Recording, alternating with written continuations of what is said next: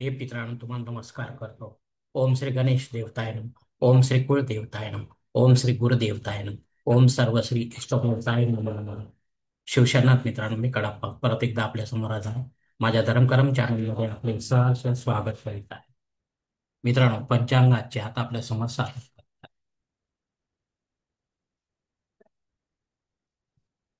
मित्रांनो, आज शुक्रवार दिनांक 31 ऑक्टोबर 2025, शालिवान शके 1947, संवत्सर विश्वावसु अयन दक्षिण, ऋतू हेमंत, मास कार्तिक, पक्ष शुक्ल, तिथी मित्रांनो आजची 9वी तिथी आहे. सकाळी 10 वाजून 4 मिनिटांनंतर दशमी तिथीला सुरुवात होईल. वार शुक्रवार आहे. नक्षत्र मित्रांनो धनिष्ठा नक्षत्र आहे. सायंकाळी 6 वाजून 51 मिनिटांनंतर शततारका नक्षत्राला सुरुवात होईल. योग मित्रांनो बुध योग आहे. उद्या पहाटे 4 वाजून 32 मिनिटांनंतर ध्रुव योगाला सुरुवात होईल. करण मित्रांनो कौलव करण आहे.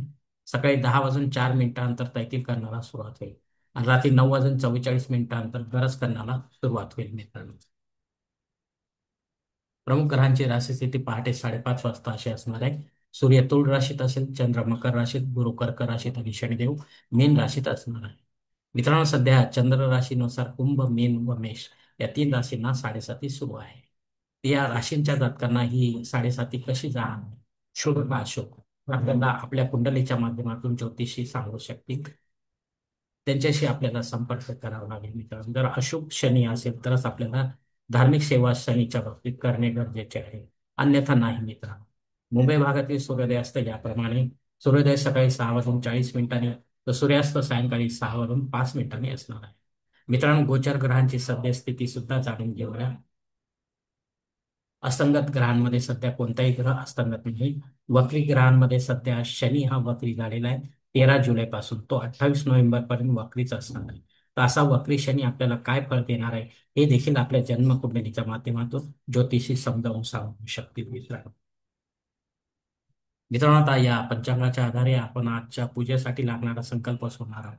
तेव्हा आपण आपल्या उजव्या हाताच्या तळहातावर एक पळी पाणी सोडायचं, एक फुल व फुलाची पाकळी घ्या आणि हा छोटासा संकल्प म्हणायला सुरुवात करा. मित्रांनो, हरोम शिव शिव शंभो राज्ञाय प्रवर्तमानस्य भ्रमणो दिते पदार्थे श्वेतवराह कल्पे वैवस्वत मन्वंतरे कलियुगे प्रथम पादी जम्बूद्वीपे भरतवर्षे भरतखंडे मेरो दक्षिण दिग्भागे महाराष्ट्र देशे व्यावहारिक चांद्रमान शालिवान शके 1947 प्रभावादी 60 संवत्सरांमध्ये विश्वावसु नाम संवत्सरायणी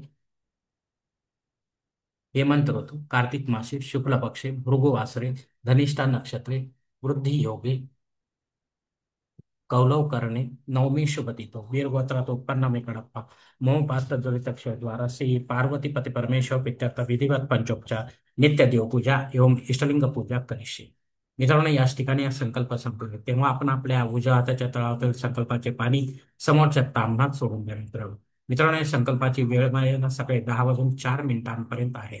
या वेळेनंतरही आपल्याला संकल्प सोडायचा असेल कुठल्याही धार्मिक विधीच्या संपन्नतेसाठी, तर कृपा करून आपण वरील बदललेल्या पंचांगाचा आधार घ्यायचा आहे. नवीन संकल्प तयार करायचा, त्या संकल्पात आपण करत असलेल्या धार्मिक विधीचा उल्लेख अवश्य करायचा आहे. तेव्हाच आपली धार्मिक सेवा संबंधित देवतांपर्यंत पोहोचेल आणि त्यांचे आशीर्वाद आपल्यापर्यंत पोहोचतील. आपले जीवन अधिक सुखमय बनेल. मित्रांनो, मुहूर्त विभागामध्ये पाहूया आता. धार्मिक विधी त्यांचे मुहूर्तकाळ याप्रमाणे दिलेले आहेत. सर्वात प्रथम साखरपुडा यासाठी मुहूर्त दिले दिनांक 31 नोव्हेंबर, दिनांक 3, 4, 7, 13, 15 आणि 16. डोहाळ जेवणासाठी मुहूर्त आहे नोव्हेंबर दिनांक 4 आणि 10. बारसे करण्यासाठी मुहूर्त आहे दिनांक 31 नोव्हेंबर, दिनांक 3, 7, 11 आणि 16.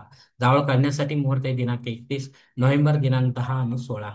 गृहप्रवेश करण्यासाठी मुहूर्त आहे दिनांक 31 नोव्हेंबर, दिनांक 1, 3, 7, 10, 15 आणि 16. मुहूर्ताच्या दुसऱ्या भागात पाहूया मित्रांनो. उपनयन करण्यासाठी मुहूर्त माघ मासाशिवाय नाही. विवाह करण्यासाठी मार्गशीर्ष मासाशिवाय मुहूर्त नाही. वास्तू शांती करण्यासाठी मुहूर्त आहे दिनांक 31 नोव्हेंबर, दिनांक 3, 7, 10 आणि 15. भूमिपूजन व पायाभरणी करण्यासाठी मुहूर्त आहे नोव्हेंबर, दिनांक 5 आणि 12. देवमूर्तीची प्राणप्रतिष्ठा करण्यासाठी मार्गशीर्ष मासाशिवाय मुहूर्त नाही. मित्रांनो, वरील काही मुहूर्तांच्या तारखेत वेळेची मर्यादा देखील असू शकते. कृपया ते जाणून घेण्यासाठी आपण मला कॉमेंट्स बॉक्समध्ये विचारा किंवा योग्य पुरोहितास वा पंचांगारका संपर्क साधावा आणि मगच आपल्या जन्मकुंडलीच्या आधारे आपल्यासाठी योग्य असा मुहूर्त निवडावा, जेणेकरून मुहूर्ताचे पूर्णपणे फळ आपल्याला प्राप्त होईल. मुहूर्तामध्ये कोणत्याही प्रकारची बाधा उत्पन्न होणार नाही मित्रांनो.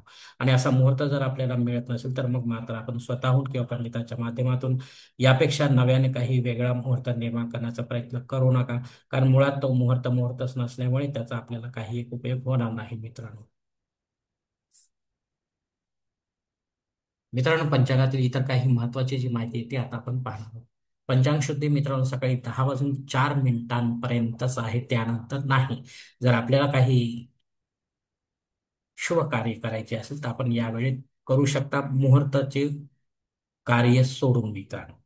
ज्या कार्याला मुहूर्त लागतो ते मुहूर्तावरच केले पाहिजे. इतर आपण शुभ कार्य करू शकता आहोत. दिनविशेषमध्ये दशमी श्राद्ध कर्म आहे. या तिथीवर आपली आई किंवा आपले वडील आपल्याला सोडून परलोकात निघून गेले असतील तर त्यांच्या नावाने आपल्याला पिंडदान युक्त किंवा पिंडदान रहित असे श्राद्ध कर्म करणे गरजेचे आहे. पंडिताच्या माध्यमातून करा, विधिवत करा आणि घरी करा किंवा तीर्थक्षेत्री करा, पण अपराह्न काळातच करा. तेव्हाच आपली पितरसेवा आपल्या पितरांपर्यंत पोहोचेल आणि त्यांचे आशीर्वाद आपल्यापर्यंत पोहोचतील. आपले जीवन अधिक सुखमय बनेल मित्रांनो. अग्नी पृथ्वीवर सकाळी 10 वाजून 4 मिनिटांपर्यंत हजर आहे. जर आपल्याला नव्याने काही होम यज्ञ या कर्मकांड सुरू करायचे असेल तर या वेळेपर्यंतच आपण करू शकता, पुढील काळामध्ये नाही करू शकणार.